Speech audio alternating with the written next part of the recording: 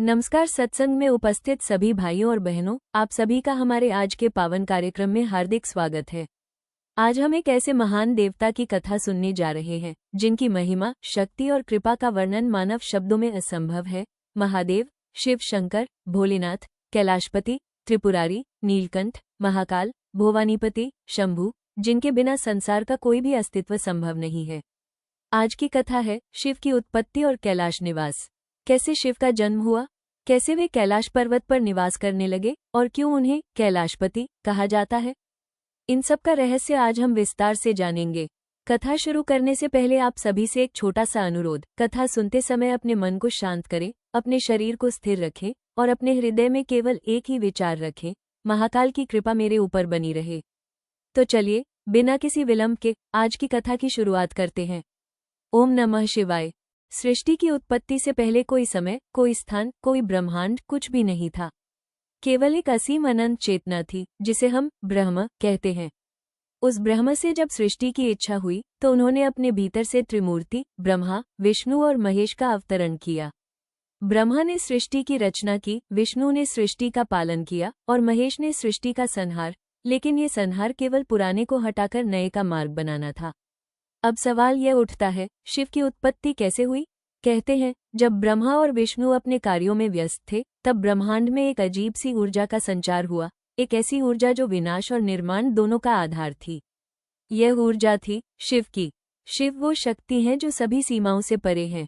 वे न तो रचना करते हैं, न पालन, न संहार, बल्कि वे सबके भीतर हैं, सबके ऊपर हैं और सबके बाहर हैं। शिव का स्वरूप ऐसा था कि कोई शब्द उनके लिए पर्याप्त नहीं। उनकी जटा से गिरती हुई गंगा, उनके गले में सर्प, उनकी मुद्रा में त्रिशूल और उनके माथे पर चंद्रमा, ये सब उनके असीम सामर्थ्य और संतुलन का प्रतीक है। शिव का एक नाम है भोलेनाथ। भोलेनाथ इसलिए क्योंकि वे अत्यंत सरल, सच्चे और दयालु हैं। जो भी उनके पास सच्चे मन से आता है उनकी कृपा तुरंत मिलती है। अब मैं आपको एक ऐसी कथा सुनाता हूँ जिसे सुनकर हर भक्त का हृदय कांप उठता है। ये कथा है शिव की उत्पत्ति की, जो महादेव की शक्ति को दर्शाती है। कहते हैं ब्रह्मा और विष्णु के बीच एक बार विवाद हो गया, कौन सर्वोच्च है, ब्राह्मण, देवता या कोई भी। तभी ब्रह्मा ने कहा, मैं सृष्टि का निर्माता हूँ इसलिए मैं श्रेष्ठ हूँ। विष्णु ने कहा, मैं सृष्टि का पालन करता हूँ इसलिए मैं श्रेष्ठ हूँ। तब अचानक पृथ्वी में एक तेज प्रकाश उत्पन्न हुआ, एक अनंत स्तंभ जो न ऊपर जाता था न नीचे जाता था। ये स्तंभ था अमृत स्तंभ, जो ब्रह्मा और विष्णु दोनों को चकित कर गया। ब्रह्मा ने कहा, मैं इस स्तंभ का शीर्ष खोज कर आऊंगा। विष्णु ने कहा, मैं इस स्तंभ की जड़ खोज कर आऊंगा। दोनों ने यात्रा शुरू की, ब्रह्मा ऊपर की ओर, विष्णु नीचे की ओर। कई समय बाद विष्णु ने कहा, मैंने इसकी जड़ नहीं पाई, यह अनंत है। ब्रह्मा भी लौटा और झूठ बोलकर कहा, मैंने शीर्ष देख लिया है। तभी उस स्तंभ से एक महान स्वर निकला, तुम दोनों ने झूठ बोला, मैं अनंत हूँ, मैं शिव हूँ। यही है शिव की उत्पत्ति की सबसे महत्वपूर्ण कथा। शिव अनंत हैं, अविनाशी हैं और सबके ऊपर हैं। वे न किसी के पूज्य हैं, न किसी के अधीन, वे स्वयं सर्वोच्च हैं। और इसी कारण उन्हें महाकाल भी कहा जाता है, क्योंकि वे समय, काल से परे हैं। वे समय को नियंत्रित करते हैं और समय के अंत में भी उनका अस्तित्व बना रहता है। अब हम चलते हैं उस पवित्र स्थान की ओर जहाँ शिव का निवास है, कैलाश पर्वत। कैलाश पर्वत को संसार का सबसे पवित्र पर्वत माना जाता है। ये पर्वत सिर्फ भौतिक रूप से ऊंचा नहीं बल्कि आध्यात्मिक रूप से भी अत्यंत ऊंचा है। कहते हैं कैलाश का आकार शिवलिंग जैसा है। जैसे शिवलिंग में ब्रह्मा, विष्णु और शिव का एकात्म रूप है, वैसे ही कैलाश में भी तीनों देवों का एकत्व है। कैलाश की महिमा का वर्णन पुराणों में है। ये पर्वत अमृत, शांति और आध्यात्मिक ज्ञान का केंद्र है। यहाँ पर न तो कोई भय है, न कोई दुख है और न कोई अधर्म है। कैलाश पर शिव की कृपा का एक अद्भुत उदाहरण है। जब कोई साधु या भक्त यहाँ आता है तो उसे अपने अंदर की सारी बुराइयां और कष्ट मिटते हुए महसूस होते हैं। कैलाश की हवा में एक ऐसा शक्ति है जो आत्मा को शुद्ध करती है। अब हम जानेंगे कि शिव ने कैलाश को अपना निवास क्यों बनाया। कहते हैं एक समय था जब ब्रह्मा, विष्णु और अन्य देवताओं ने मिलकर निर्णय लिया कि पृथ्वी पर अत्यधिक अधर्म बढ़ गया है। असत्य, अहंकार, लालच और हिंसा ने मानवता को घेर लिया। देवता चिंतित थे। तभी एक महान ऋषि ने कहा, यदि महादेव स्वयं धरती पर उतरे तो अधर्म का अंत संभव है। तभी महादेव ने स्वयं अपने तांडव रूप से पृथ्वी पर आते हुए कहा, मैं पृथ्वी पर आकर अधर्म का नाश करूंगा। लेकिन मैं वो स्थान चुनूंगा जहां मेरा ध्यान टूटे नहीं, जहां मेरा ध्यान शांत और स्थिर रहे। तब शिव ने कैलाश पर्वत को चुना, क्योंकि कैलाश एक ऐसा स्थान था जहां शुद्धता, तप और शांतिपूर्ण ऊर्जा थी। कैलाश पर शिव ने अपने परिवार पार्वती, कार्तिकेय, गणेश और नंदी के साथ निवास किया। यहाँ उनका जीवन सरल और संतुलित था। कभी वे तांडव करते तो कभी ध्यान में लीन होते, कभी वे भक्तों को दर्शन देते तो कभी वे अपनी महिमा से दुनिया को जागृत करते। कैलाश पर शिव का निवास इसीलिए महत्वपूर्ण है क्योंकि ये दर्शाता है कि शिव केवल विनाश नहीं है, वे समता, संतुलन और शांति के भी देवता हैं। अब मैं आपको एक प्रसंग सुनाता हूँ जो कैलाश पर शिव की महिमा को दर्शाता है। कहते हैं, एक बार भूतनाथ शिव ने कैलाश पर एक महान उत्सव रखा। सभी देवता, ऋषि और मानव सभी को निमंत्रण मिला।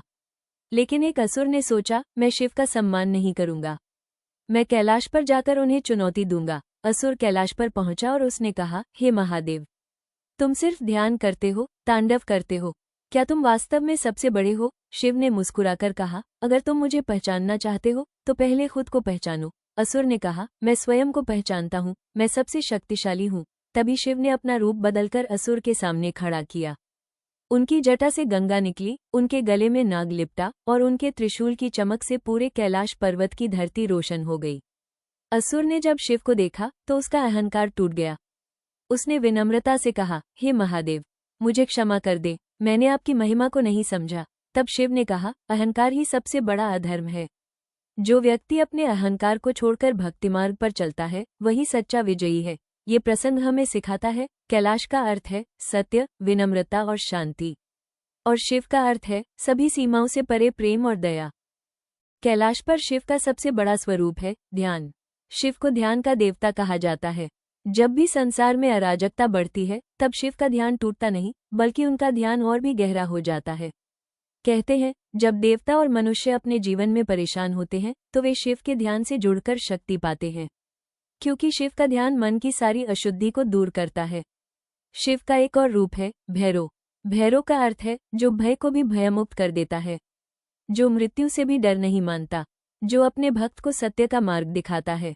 शिव की शक्ति का एक अद्भुत उदाहरण है, जब तांडव करते हैं तो वो तांडव केवल विनाश नहीं बल्कि नया निर्माण भी है। पुराने को खत्म करके नया सृजन होता है।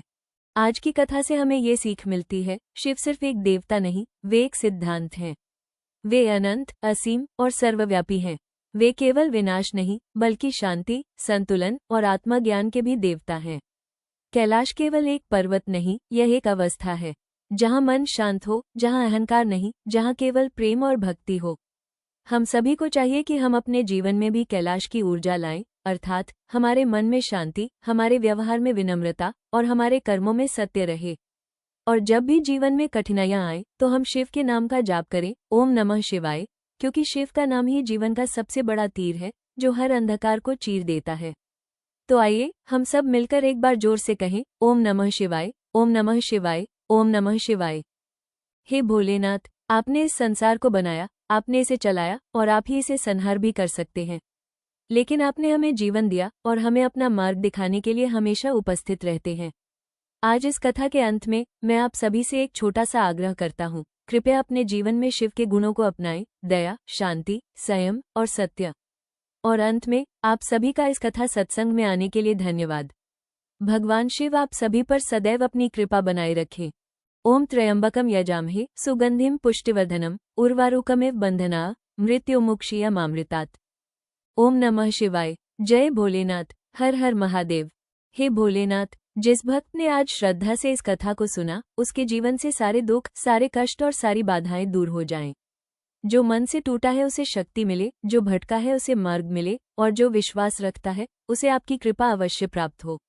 भाइयों और बहनों, यदि इस शिव की उत्पत्ति और कैलाश निवास की कथा ने आपके हृदय को स्पर्श किया हो, यदि इसे सुनकर आपके मन को शांति मिली हो, तो कृपया इस कथा को लाइक करें, अपने परिवार और मित्रों के साथ शेयर करें और ऐसे ही दिव्य सत्संगों के लिए हमारे चैनल को सब्सक्राइब करना न भूलें।